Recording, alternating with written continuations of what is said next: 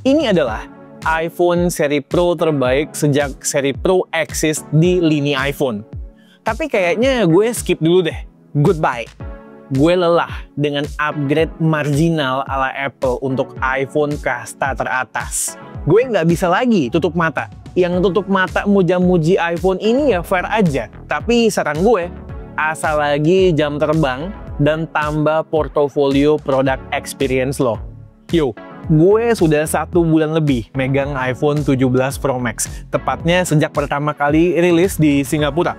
Bersamaan dengan iPhone Air juga yang gue beli di saat itu. Untuk iPhone Air, ulasannya sudah tayang dan ini sudah resmi jadi daily driver gue. Kini saatnya gue ulas 17 Pro Max. Meski statusnya sekarang smartphone yang satu ini udah masuk laci, tapi gue tetap pengen sharing experience gue dengan kalian. Let's go, kita bahas. Seperti biasa, semua yang berhubungan dengan spesifikasi gue taruh di deskripsi. Di K2G kita fokus di product experience. Sejak lama, ketika kita megang iPhone di tangan atau sekedar naruh iPhone di atas meja, seringkali dianggap kayak sengaja mau flexing. Nah, dengan warna paling gonjreng dalam sejarah iPhone dan juga kamera island yang segede ini, yang sekalipun kalau dipakein case seperti ini tetap mentereng, ketika gue jalan di keramaian dengan 17 Pro Max, membuat orang yang sudah punya kesan negatif sama iPhone 10 kali makin sensi. Matanya itu loh, kayak ngejudge gue. Ini HP ketika di tangan, seolah kayak ngajak ribut orang yang di seberang, mengintimidasi. Gue rasa Apple juga aware ya dengan image iPhone di publik. Dan dengan iPhone 17 Pro Max, image tersebut menurut gue dipertajam lagi. Karena ada istilah, mau good marketing atau bad marketing, ya artinya tetap aja produk lo selalu jadi atau masih jadi talk of the town. By the way, tadi itu adalah pengalaman nyata gue ya, bukan cerita yang gue buat-buat. Tapi jujur gue bodo amat, karena ternyata abis megang langsung, gue suka dengan overall design dan warna barunya. Terlepas, mirip kayak HP kolaborasi antara Xiaomi dan Poco. Namun demikian, harus gue akui, di mata dan di tangan, 17 Pro Max berasa tidak semahal pendahulunya dan iPhone Air gue. Maybe karena warna gonjreng dan juga perubahan material. Tapi di sisi lain, karena unibody, saat digenggam berasa ekstra nyaman dan smooth banget. Kayak nggak ada yang ganjel-ganjel. Feel-nya tuh di tangan mirip sama iPhone 6 series sampai dengan 7 series dulu. Kalau beratnya sih ini makin-makin ya. Gue rasa approach Apple buat seri Pro kedepannya akan semakin go anywhere, do anything. Lebih rugged. Kalau mau yang sophisticated ada Air atau mungkin foldable kedepannya. Untuk hal yang basic, ada yang base model atau varian E kalau emang masih lanjut. Selain hal-hal yang berhubungan dengan tongkrongan, menurut gue, experience menggunakan sehari-harinya juga ada beberapa hal yang improve. RAM-nya makin gede. Tujuannya supaya comply dengan requirement Apple Intelligence. Tapi efek yang berasa justru aplikasi-aplikasi kini jauh lebih lama stay di background. Bahkan, aplikasi yang gue buka hari ini, ketika besok gue buka, itu masih start dari titik yang sama. Nice! Apple Intelligence sendiri hampir tidak pernah gue pakai. Lupakan dulu lah buat sekarang. Hal basic kayak writing tools di WA dan IG yang jadi 2 aplikasi utama gue aja nggak jalan karena Apple dan Meta ribut. Siapa yang jadi korban? Ya kita sebagai user, customer. Ini kenapa jadi bahas Apple Intelligence? Skip ya, lanjut. Soal performa, gue nggak pernah berasa kekurangan dengan iPhone 16 Pro Max. Jadi saat menggunakan 17 Pro Max, gue nggak ada ekspektasi yang tinggi atau ekspektasi yang besar. Tapi saat menggunakannya, gue bisa notice 1-2 hal yang lebih snappy atau cepat di 17 Pro Max. Contohnya, processing foto di aplikasi kamera Project Indigo yang sering gue pakai itu lebih cepat, especially buat fitur super zoom-nya. Kemudian, bodinya relatif lebih adem untuk pemakaian yang intens, kayak pakai kamera berlama-lama. Gue coba rekam 4K 120 fps lebih dari 15 menit. Suhu di 17 Pro Max konsisten lebih adem dibanding 16 Pro Max sekitar 3 sampai dengan 5 derajat Celcius. Untuk mitigasi panas sih layar tetap ngedim, cuman ngedimnya lebih lambat aja ketimbang iPhone 16 Pro Max. Sebenarnya untuk urusan panas, dari 15 Pro Max ke 16 Pro Max itu juga udah jauh lebih improve. Karena 16 Pro Max itu chassis dan juga substructure-nya udah duluan ke bagian material aluminium yang lebih bersahabat sama panas. Nah, material tersebut kini diadopsi ke keseluruhan bodinya di 17 Pro Max. Dan juga sekarang ada andil tambahan dari vapor chamber. Sebenarnya basi sih vapor chamber, tapi kalau efeknya positif ya, gue terima aja. Lanjut soal baterai ya. Biasanya gue tipe orang yang ngecas di malam hari dan gue tinggal tidur HP-nya. Ini berlaku buat 16 Pro Max dan juga generasi sebelum-sebelumnya, karena typically charging time-nya itu sekitar 2 jam. Kini 17 Pro Max ngecas cuma butuh waktu sekitar 1 jam 15 menit. Lebih cepat secara signifikan. Dan bisa quick top up 20 menit buat ngisi 52% dari 0%. Data gue ini artinya sedikit lebih cepat dari klaim Apple. Dengan catatan, gue ngetesnya bukan dengan charger 40 watt Apple yang baru, melainkan dengan charger Mophie 67 watt andalan gue.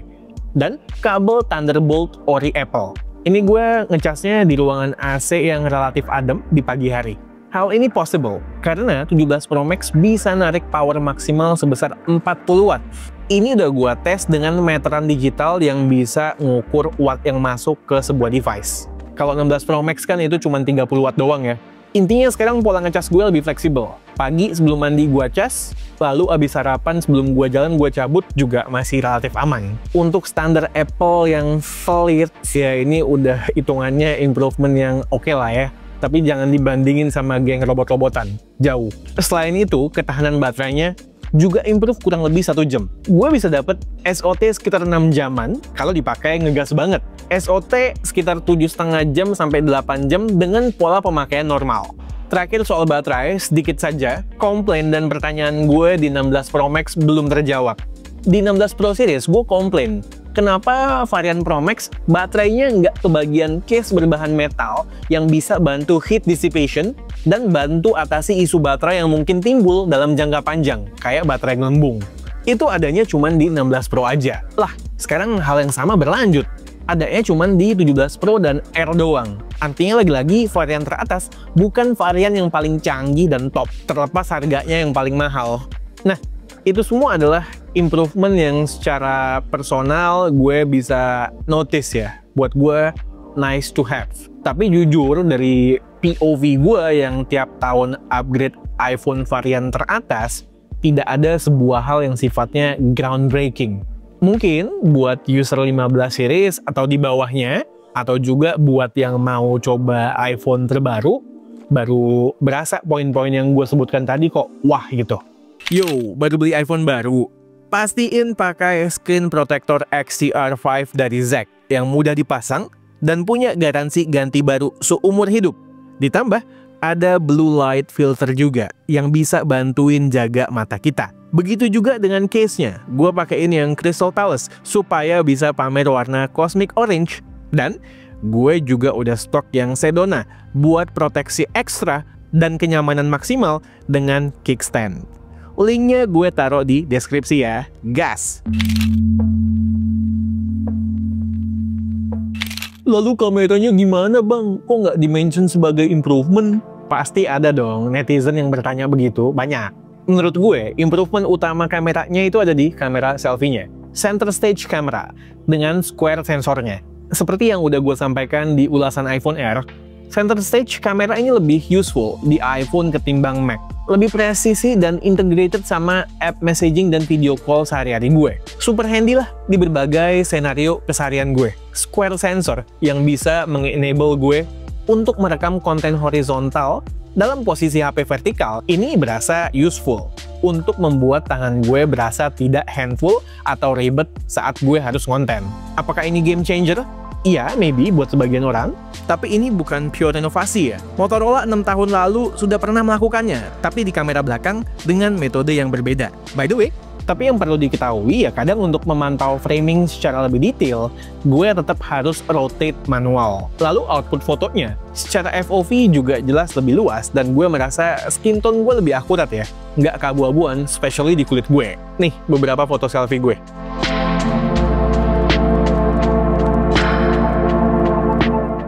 Tapi tetap ya, mau square sensor kayak, mau center stage kayak, atau 18 megapiksel kayak, kalau cahaya drop, jangan berharap banyak soal detail. fitur yang baru juga terkait dengan kamera selfie, dan semua kameranya adalah bisa merekam dalam format dual capture. Jadi bisa merekam baik menggunakan kamera depan dan belakang sekaligus ya.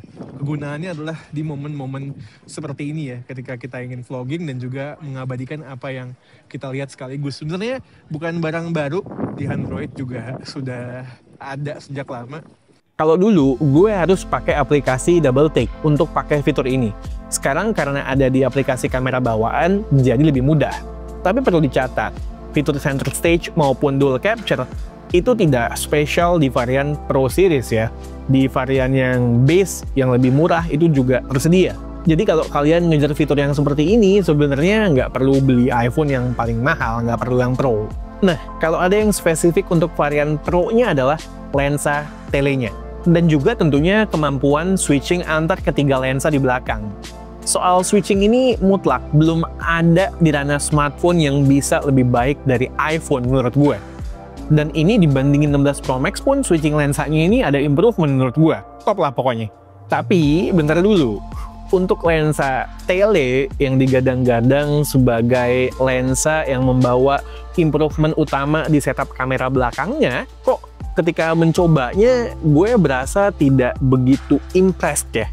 Iya, kalau cuma lihat resultnya tanpa komparasi, bagus-bagus aja. Bahkan, sampai 8 kali zoom pun yang dikasih embel-embel marketing sebagai optical quality zoom pun, gue akui masih beneran bagus, especially di kondisi good light. Tapi, di skenario yang sering gue gunakan, selain urusan warna, ketika lihat side by side dengan 16 Pro Max, gue suka bingung bedanya apaan. Untuk menemukan perbedaannya, nggak jarang gue harus pixel peep banget, baru gue bisa notice bahwa hasilnya sekarang lebih less noise dan less sharpening. Lebih clean lah processingnya. Hal yang sama berlaku buat long range zoom-nya juga. Nggak jarang gue harus duduk, buka di layar laptop untuk analisa foto, supaya bener-bener bisa melihat improvementnya apa. Kayak nggak ada hal instan yang bisa langsung gue notice lah pokoknya. Sama, mode portraitnya juga begitu adanya, selain tentu focal length-nya berbeda. Bayangin ya, gue yang tech enthusiast aja harus nyari-nyari banget untuk nemuin perbedaannya. Apalagi untuk orang awam, untuk user yang general. Gue rasa mereka nggak bisa menemukan perbedaannya. Demikian pun di mode video ya. Side by side juga di most scenario, gue rasa 16 Pro Max dan 17 Pro Max sama-sama bagus kok. Nggak ada yang saling ngalahin. Gue kayak harus nyari skenario lain, bedanya di mana. Kayak pas gue zoom objek orang, baru deh ada hal di 17 Pro Max yang lebih baik, kayak detail, warna, termasuk skin tone, dan noise. Itu pun tetap harus gue pixel peep ya. Kalau buat video zoom yang long range, gue sekedar notice yang satu bisa lebih jauh. Udah, itu aja. Secara kualitas nggak ada yang groundbreaking di 17 Pro Max. Gue sih cukup miris ya. Sudah lama standar improvement Apple buat iPhone tuh tipis-tipis seperti ini. Buat lo yang terkungkung di dunia iPhone, mungkin fine. Buat gue yang tahu indahnya atau canggihnya dunia luar Apple iPhone seperti apa, merasa bete sekaligus kasihan sama orang yang berasa fine karena standarnya udah di set rendah sama Apple. Terutama buat urusan kamera, terutama lagi fotografi.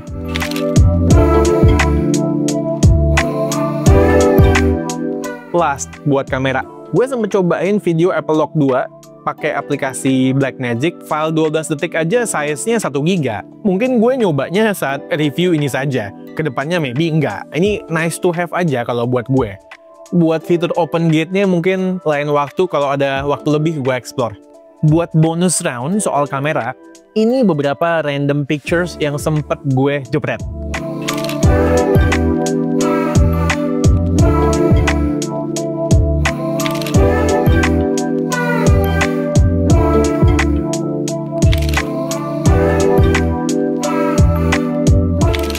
iOS 26. Gue pribadi suka sama tema liquid glass. Translucent efeknya keren, cuman harus gue sampaikan sebagai Apple User Vision Pro, yang mana UI-nya merupakan inspirasi buat semua OS 26.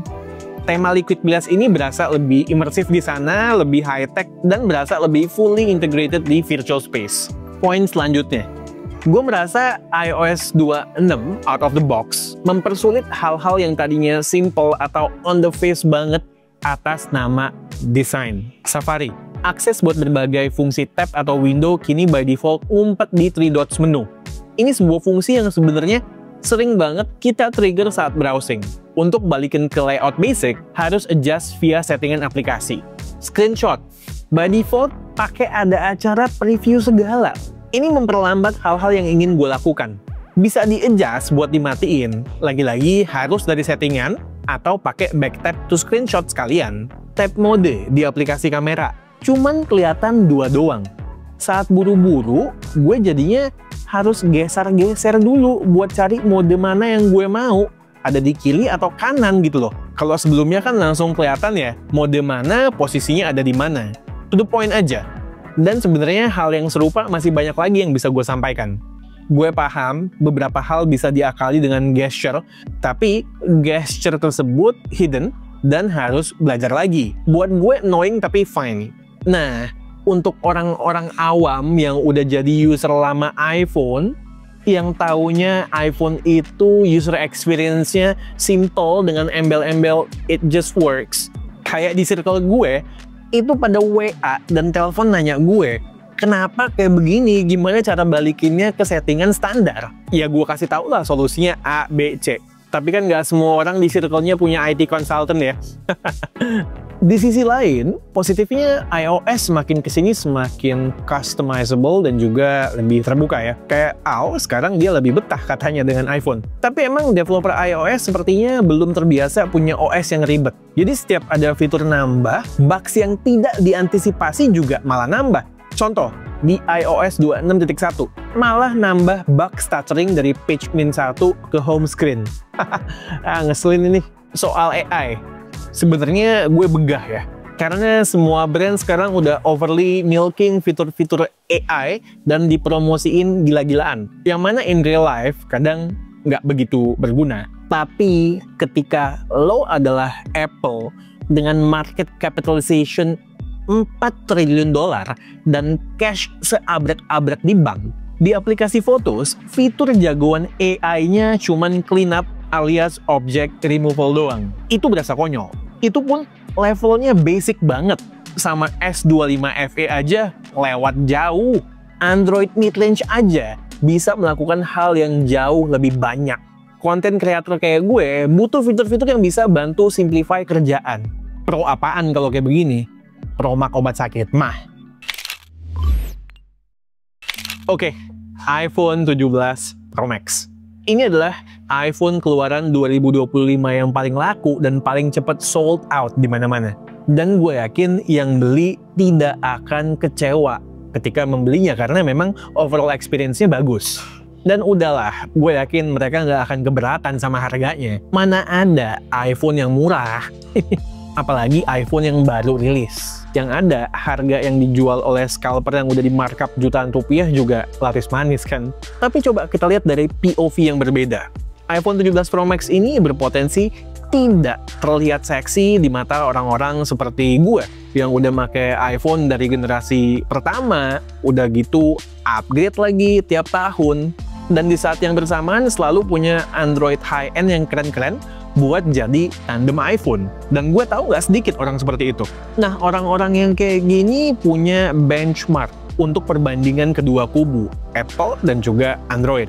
Di situ gue merasa progres dari iPhone secara inovasi itu ada stagnansinya ya, macet, atau bisa gue bilang slow banget lah. Upgrade yang dikasih tuh pelan-pelan, sedikit-sedikit, pokoknya ya begitulah. Ketika model standar fiturnya semakin mendekati model Pro, yang Pro harusnya semakin naik kelas. Nah, di 17 Pro Series, nambah RAM lah, nambah vapor chamber lah, kemudian nambah charging speed lah. Ini semua adalah hal basic yang harusnya nggak perlu jadi talk of the town, ya memang hal yang standar yang harus dilakukan aja. Terus lensa tele yang dikasih gembar-gembor 8 kali optical quality menurut gue adalah kelas bawah di ranah flagship in general. Terus buat fitur Pro-nya ya mungkin itu sekedar nice to have aja ya buat mayoritas orang. mungkin cuman 1% atau 2% buyernya yang menggunakannya. Termasuk gue juga tidak akan menggunakannya buat long run. Jadi ini sebuah HP yang recommended, good phone. Gue nggak bisa argumentasi dengan itu, tapi gue secara personal putus hubungan dulu sama Pro Series. Capek gue. Oke, sekian aja video dari gue kali ini. Gue Satish, and this is K2G. Tunggu attachment kami yang berikutnya. Bye guys.